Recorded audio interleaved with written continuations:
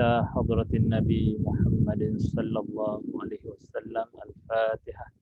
أعوذ بالله من الشيطان الرجيم. بسم الله الرحمن الرحيم. الحمد لله رب العالمين الرحمن الرحيم مالك يوم الدين.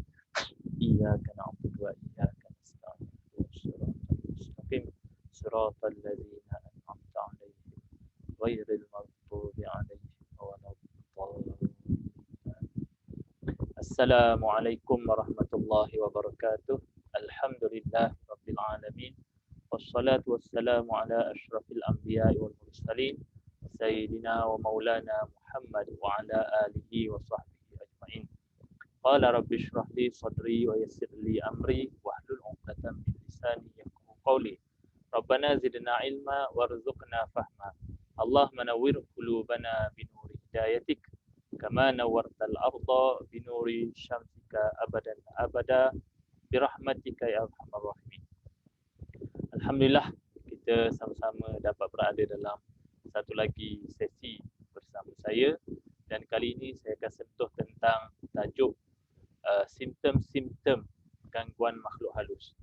Saya fikir tajuk ini sangat penting, sangat penting kerana kita sering berdepan dengan pesakit-pesakit dan juga individu-individu yang bertanya tentang bagaimana cara kita nak tahu kita ni kena gangguan makhluk halus.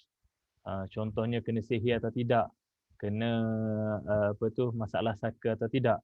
Jadi insya-Allah pada kali ini saya akan cuba untuk kupas tajuk ini satu demi satu. Baik, kalau kita lihat ada sesetengah pesakit yang pernah bertanya dan mendakwa bahawa dia ni mungkin kena sihir kerana percaya kepada mimpi yang dialaminya. Antara mimpi yang selalu dikaitkan dengan masalah ini ialah apabila pesakit tu kata, saya malam tadi mimpi jatuh dari tempat tinggi, saya malam tadi mimpi kena patuk ular, saya malam tadi mimpi dikejar binatang buas seperti harimau dan sebagainya. Jadi bila dicek melalui Ustaz Google, guru Google, maka dalam guru Google ditulis bahawa antara tanda-tanda kena gangguan makhluk halus ni ialah mimpi jatuh dari tempat tinggi, atau tanda-tanda kena sihir ialah kerana apabila bermimpi jatuh dari tempat tinggi. Jadi pesakit ini kadang-kadang merasa tertekan, adakah betul dia ni kena sihir atau terkena gangguan makhluk halus. Begitu juga ada sebahagian daripada rakan-rakan perawat yang mana mempunyai kaedah khusus bagi mengesan sama ada seseorang itu terkena gangguan makhluk halus atau tidak. Antaranya ialah dengan melalui bacaan ruqyah syar'iyah, melalui bacaan doa-doa, bacaan ayat-ayat tertentu. Itu salah satu kemahiran dan kepandaian yang dimiliki oleh perawat-perawat yang pakar dalam bidang ini. Dan ada juga pesakit ataupun individu-individu ini yang menggunakan kaedah yang kita kata agak janggal, seperti mengesan gangguan makhluk halus melalui hipnosis, melalui tilikan, melalui ramalan-ramalan tertentu. Jadi adakah perkara ini benar di sisi syarak dan adakah boleh dipercayai simptom-simptom sedemikian sebagai satu tanda bahawa kita terkena gangguan makhluk halus? Baik, dalam Al-Quran Allah menceritakan beberapa keadaan menceritakan beberapa keadaan yang mana boleh dinisbahkan sebagai atau boleh dikaitkan sebagai itu adalah petanda-petanda seseorang itu terkena gangguan makhluk halus. Antaranya ialah firman Allah Ta'ala dalam surah Al-Baqarah ayat 275. Allah Subhanahu Wa Ta'ala berfirman, A'udzubillahi minasyaitonirrajim. Allazina ya'kuluna ar-riba la yaqumuna illa kama yaqumul ladzi yatakhabbathu asyaitanu minal mas. Maksudnya orang-orang yang memakan atau mengambil riba itu tidak dapat berdiri betul. Ini cerita di akhirat nanti. Tidak dapat berdiri betul melainkan seperti berdirinya orang yang dirasuk syaitan dengan terhuyung hayang kerana sentuhan syaitan itu. Memang terdapat beberapa tafsiran ulama tentang perkataan al-mas. Adakah benar itu tandanya syaitan itu merasuk, mengganggu seseorang manusia itu sebagaimana kita ketahui pada hari ini. Walau bagaimanapun majoriti ulama mengatakan bahawa memang syaitan, jin, iblis ini boleh masuk kepada atau masuk ke dalam badan seseorang melalui salur darah. Ini dikuatkan dengan hadis Nabi sallallahu alaihi wasallam, inna syaitan yajri min bani Adam majrad dam. Sesungguhnya syaitan itu berlari dalam ataupun masuk ke dalam anak Adam melalui salur darah ini. Baik, kita pergi kepada hadis ataupun ayat Quran yang seterusnya, di mana ini adalah berkaitan gangguan syaitan pada rumah tangga. Allah berfirman dalam surah Al-Baqarah ayat 102 yang bermula dengan a'udzubillahi minasyaitonirrajim wattaba'u ma tatlus syayatinu ala mulki Sulaiman sehingga akhir ayat. Dan saya highlightkan di situ tulisan ayat Al-Quran yang berwarna kuning. Fayata'allamuna minhuma ma yufarriquna bihi bainal mar'i wa zawjih. Dan mereka mempelajari daripada syaitan, khususnya daripada Harut dan Marut ini, ilmu sihir, yang mana ilmu ini boleh memisahkan antara seseorang dengan pasangan. Jadi dalam ayat ini menunjukkan bahawa sihir ni sebagai salah satu daripada ilmu yang diajar oleh syaitan. Dan sihir ini mampu untuk memisahkan antara seorang suami dan juga isteri. Jadi kita lihat tadi kalau tanda pertama tadi, keadaan orang yang terkena gangguan ini menurut Al-Quran tadi, iaitu keadaannya huyuh hayang. Yang keduanya, kalau kepada rumah tangga boleh jadi berlakunya perceraian, keretakan pada hubungan rumah tangga. Yang ketiganya, Allah berfirman dalam surah Taha ayat 120. A'udzubillahi minasyaitonirrajim. Fawaswasa ilaihi syaitan qala ya Adam hal adulluka ala syajaratil khuld wa mulkin la yabla. Setelah itu maka syaitan membisikkan hasutannya kepadanya, iaitu kepada Nabi Adam, dengan berkata, wahai Adam, mahukah aku tunjukkan kepadamu pohon yang menyebabkan kamu boleh hidup selama-lamanya dan kekuasaan yang tidak akan lenyap. Jadi ini merupakan salah satu tanda-tanda gangguan syaitan, iaitu perasaan was-was. Kalau kita lihat pada hari ini, bagi penyakit mental digelar sebagai OCD ataupun Obsessive Compulsion Disorder. Ini salah satu penyakit mental, iaitu rasa was-was. Buat ke belum? Dah ambil ismayang ke belum? Jadi penyakit was-was juga merupakan salah satu daripada tanda-tanda gangguan syaitan. Begitu juga dengan penyakit dementia ataupun penyakit lupa, di mana dalam surah Kahfi ayat ke-63 Allah berfirman, a'udzubillahi minasyaitonirrajim. Qala ara'aita idh awayna ila as-sakhrah fa inni nasitul hut wa ma ansanihu illa asyaitanu an azkurah wattakhadha sabilahu fil bahri ajaba. Temannya, iaitu teman kepada Nabi Musa, iaitu Nabi Yusha bin Nun, berkata, tahukah apa yang telah terjadi ketika kita berehat di batu besar tadi? Ini kisah Nabi Musa dan juga Nabi Yusha bin Nun berjalan nak cari Nabi Khidir. Lalu dibawanya bersamanya bekalan, iaitu seekor ikan yang telah mati. Sebenarnya aku lupakan hal ikan itu dan tiadalah yang menyebabkan aku lupa daripada menyebutkan halnya kepadamu melainkan syaitan. Sesungguhnya ikan itu telah menggelusur menuju ke laut dengan cara yang menakjubkan. Jadi kita dapat lihat ada beberapa ayat yang mana Allah Ta'ala menceritakan kepada kita bagaimana bentuk-bentuk gangguan atau simptom-simptom yang berlaku kepada seseorang yang diganggu oleh iblis, jin atau syaitan. Baik. Jadi oleh yang demikian, kita tidak boleh mengatakan bahawa hanya dengan satu tanda, dengan hanya kerana bermimpi saja kita jatuh dari tempat tinggi, bermimpi dipatuk ular, bermimpi dikejar binatang, ataupun pada tubuh kita tiba-tiba ada lebam, hanya dengan satu tanda kita sudah membuat kesimpulan bahawa kita terkena gangguan makhluk halus. Jadi itu satu perkara yang tidak benar. Baik. Jadi bagaimana cara yang sebaiknya? Cara yang sebaiknya ialah kita lihat apa yang berlaku kepada Nabi sallallahu alaihi wasallam.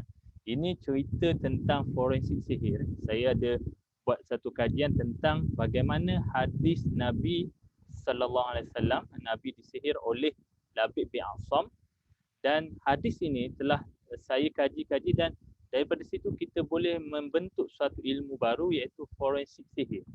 Memang sangat ajaiblah pada apa yang berlaku pada Nabi ini.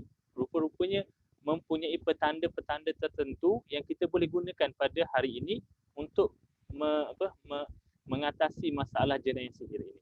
Tapi saya tak nak sentuh tentang forensik sihir pada kali ini. Cuma saya nak sentuh tentang perkara pertama saja. Kana Rasulullah sallallahu alaihi wasallam suhira. Nabi SAW telah disihir. Hatta kana yara annahu ya'ti nisa wa la ya'tiha.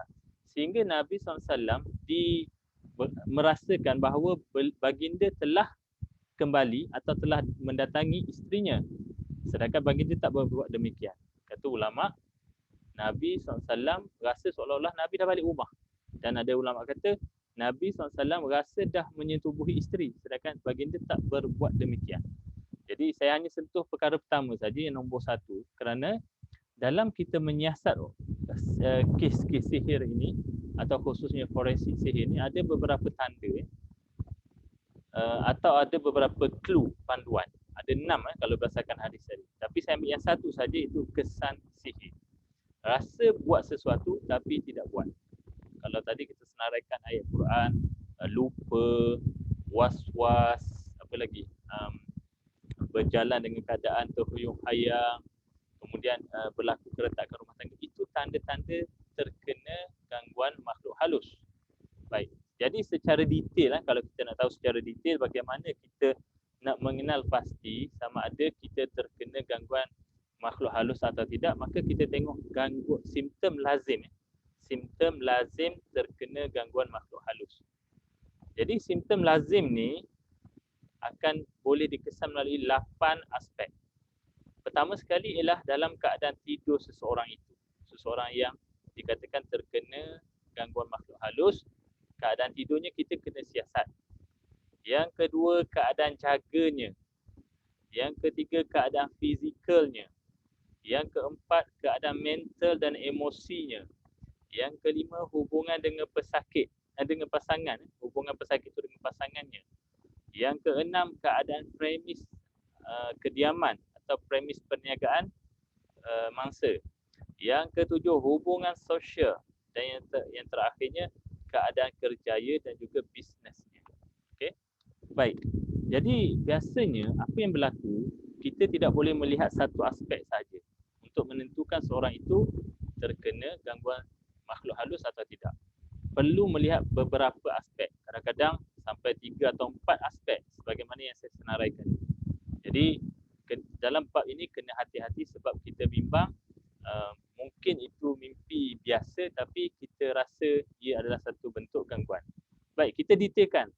Kita detailkan ke 88 aspek ini. Yang pertama sekali ialah keadaan tidur seseorang mangsa itu.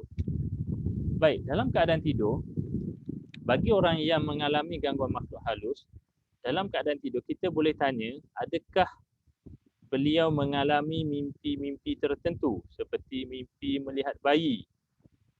Melihat bayi ni sama ada mendukungnya, orang nak bagi padanya, ataupun dia menyusukan bayi itu, ataupun dia bersalin. Itu kita kena kenal pasti. Atau yang keduanya, mimpi melihat haiwan atau lembaga tertentu. Sama ada melihat haiwan itu mengejar dirinya, atau haiwan itu menggigitnya, atau membeliknya, atau mimpi dia difaham oleh haiwan tersebut. Kadang-kadang melalui tahap ini kita boleh tahu tahap berapakah tahap keseriusan gangguan tersebut. Sebagai contoh, kalau dia mimpi dikejar ular, itu tandanya mungkin boleh jadi gangguan tu bergangguan biasa. Gangguan biasa sebab iblis, jin dan syaitan tidak akan henti-henti mengganggu manusia. Itu mungkin gangguan biasa, bahkan kita mungkin akan alaminya sama ada melalui mimpi atau betul. Tapi kalau dah mimpi dibelik, difaham, ditelan, itu boleh jadi peringkat yang serius. Kalau bayi pula, kalau setakat dia nampak orang bagi bayi, mungkin boleh jadi itu pada peringkat permulaan.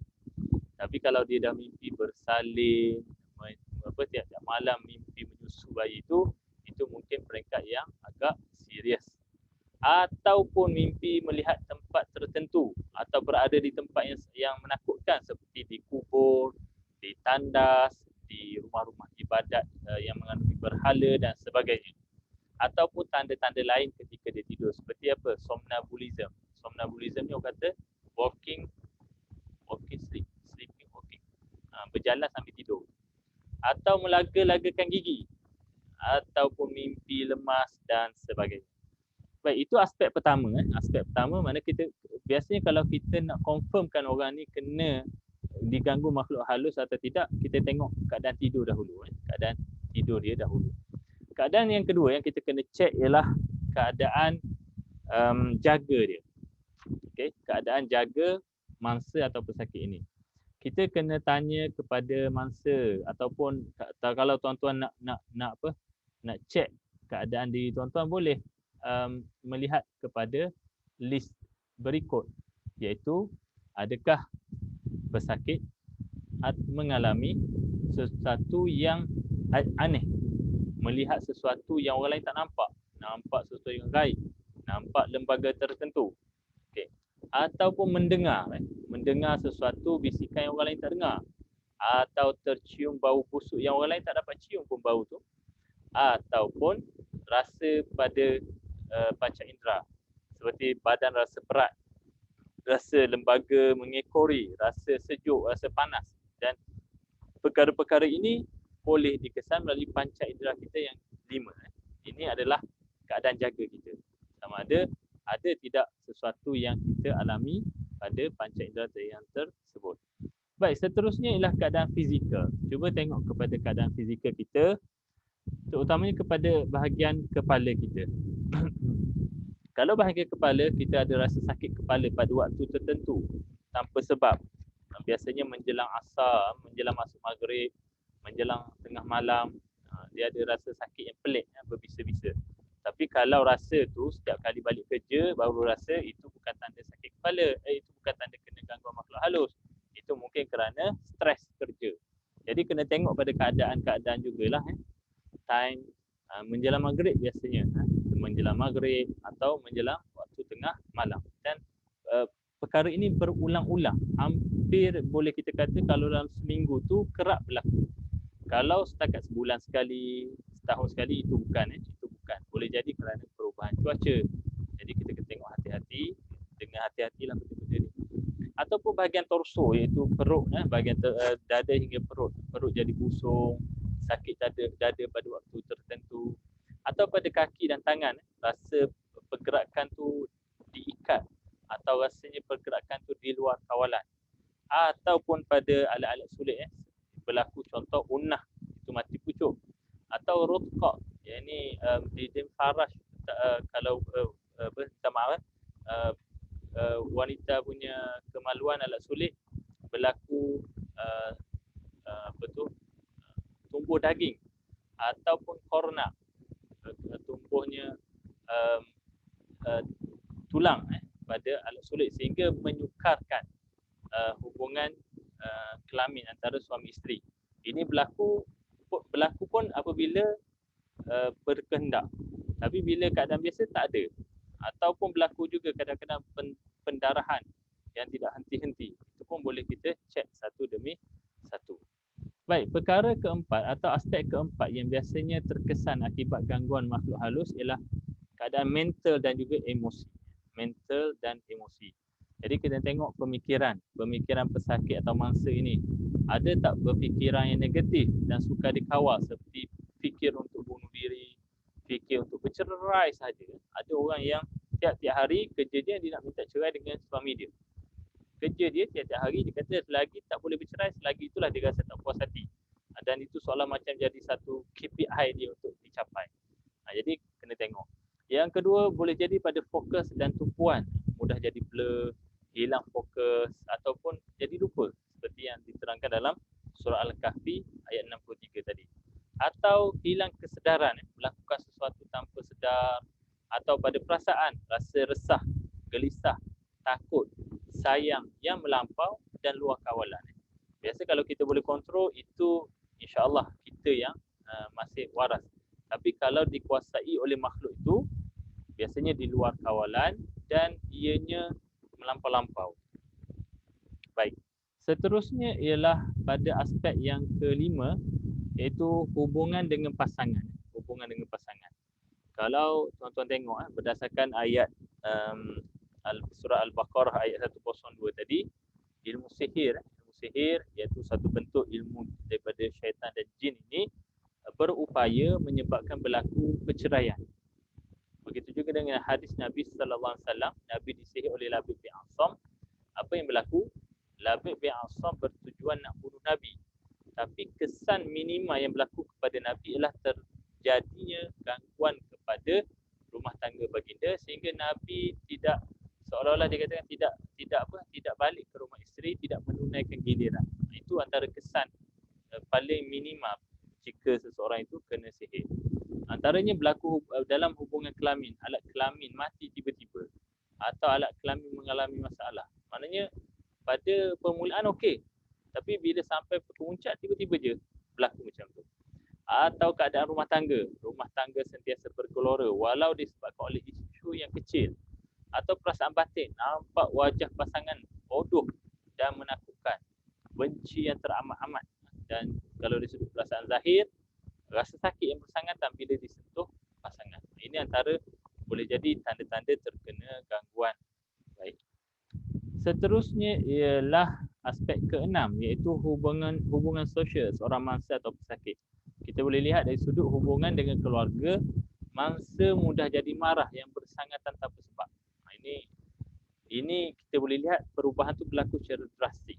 Kalau seseorang tu dulunya seorang penyabar, tiba-tiba berubah dan marahnya sangat bersangatan secara drastik, boleh jadi ada kaitan dengan gangguan makhluk halus. Atau hubungan dengan kawan-kawan, mula membenci kawan-kawan dan tidak mahu bercakap dengan mereka.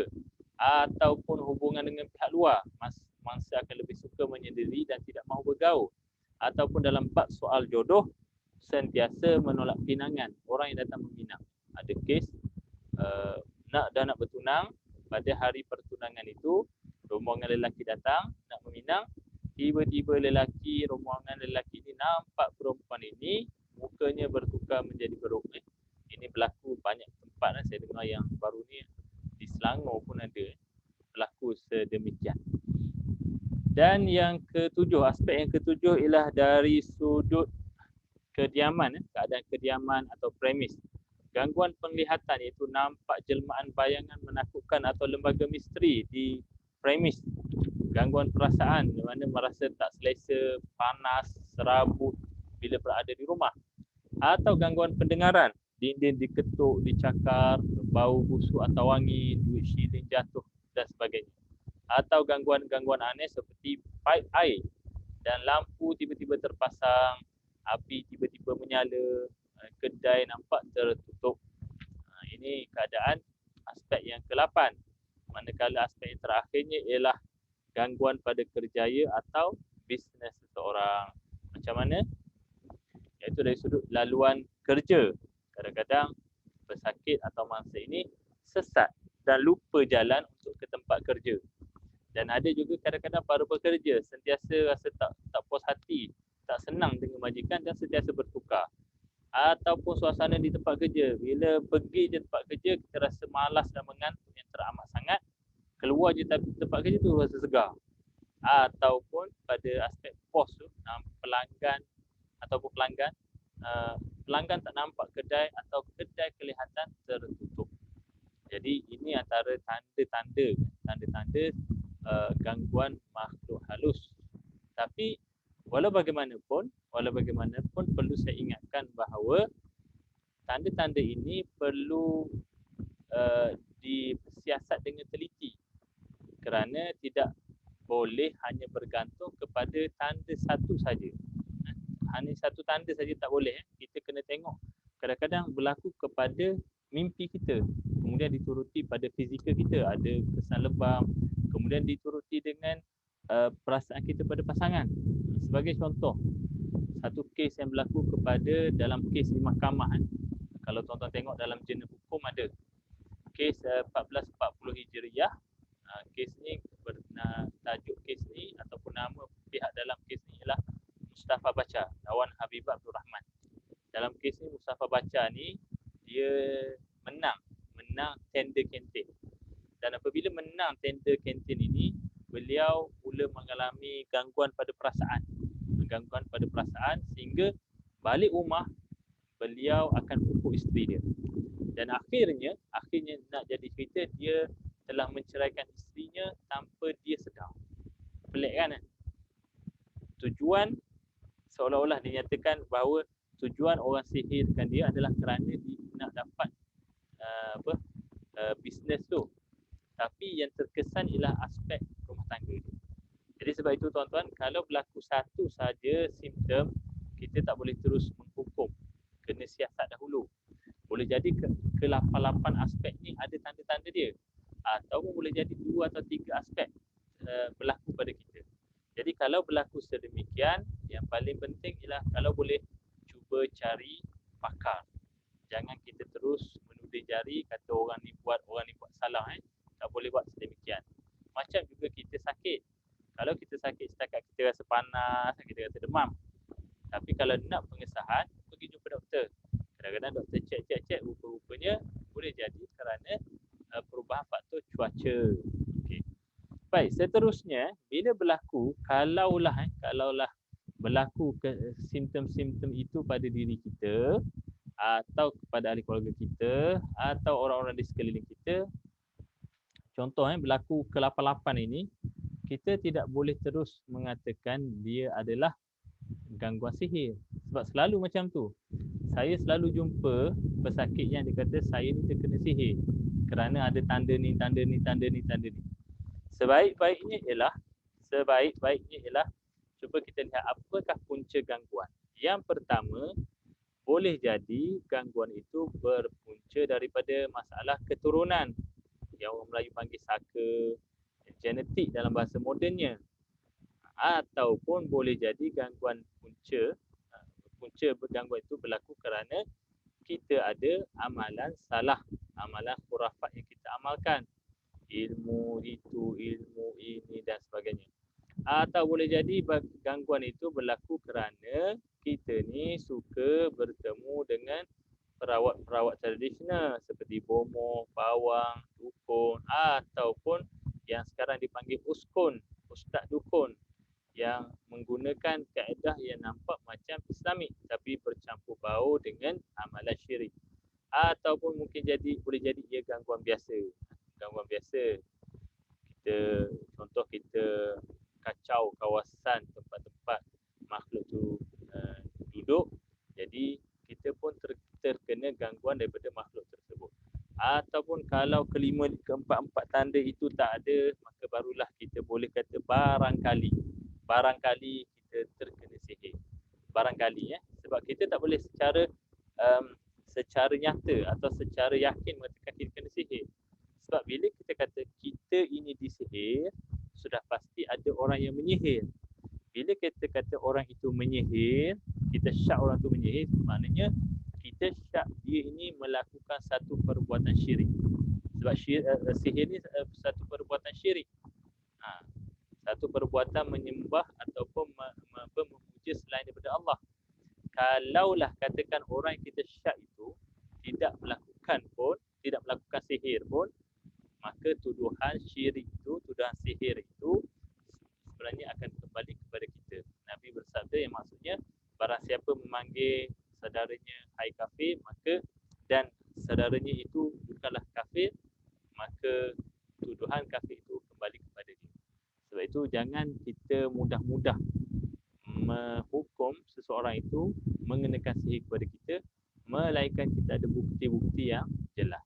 Jadi sebab itu dalam slot ini saya nak tekankan bahawa setiap kali kita mengalami gangguan ataupun perkara-perkara pelik, kita adalah siasat dengan teliti. Jangan hanya kerana satu dua tanda saja kita sudah kata kita ni kena gangguan lah, kita kena sihir lah dan sebagainya. Kita kena hati-hati. Kita cek dulu ke-8 aspek ni. Di manakah aspek-aspek ni yang terkesan? Kalau adalah kita nampak tanda-tanda itu jelas, sebaik-baiknya jumpalah para pengamal pengubatan Islam yang mahir, yang tidak menggunakan kaedah-kaedah yang pelik-pelik seperti menilik, menurun, tak ada, tidak guna, maka bolehlah ditemui dan bagi tahu saya alami masalah ni. Dan yang seterusnya, elakkan daripada mengatakan seseorang itu menyihir kita, melainkan jelas kepada kita. Hatta kalaulah kita tahu orang itu benar betul berdasar bukti-bukti dia menyihir kita, tidak perlulah kita membesar-besarkan perkara itu.